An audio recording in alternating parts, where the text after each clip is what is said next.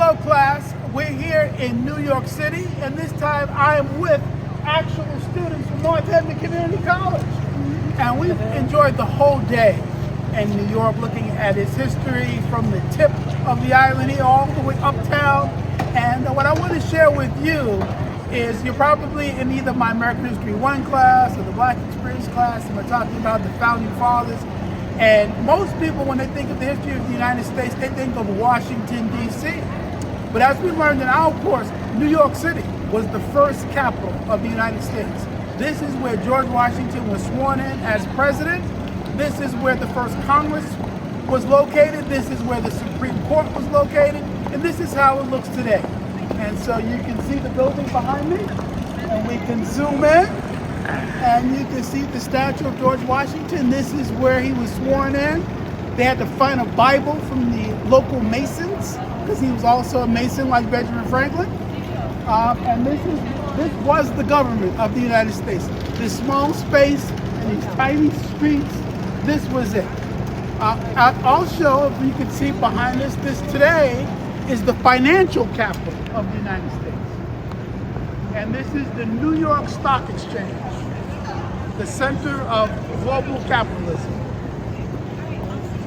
As we learn, Alexander Hamilton, and we would just at his grave, he's buried the next block over at Trinity Church is where Alexander Hamilton is buried.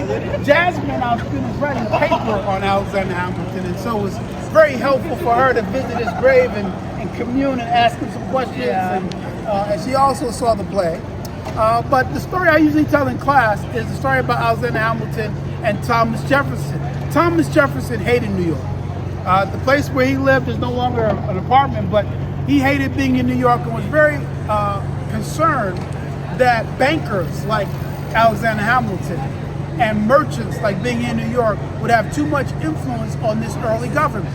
So as the story goes, Alexander Hamilton went over to his house one night with a bottle of wine and some cheese, and he said, "Jefferson, what's your problem?" He says, "I don't like the influence that bankers in New York have." And so Alexander Hamilton said, "This country is still new.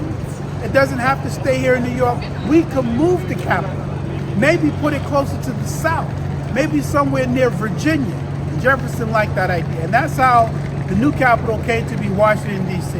In the meantime, the capital moved back to Philadelphia, which is where the Constitution and Declaration were written while Washington could be built. So George Washington actually never lived in the White House, because he lived here in New York and in Philadelphia, and by the time Washington, D.C. was built, John Adams was president.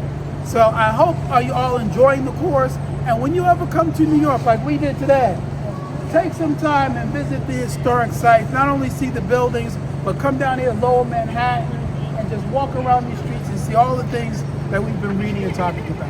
Hope you're enjoying the course. Take care and be well.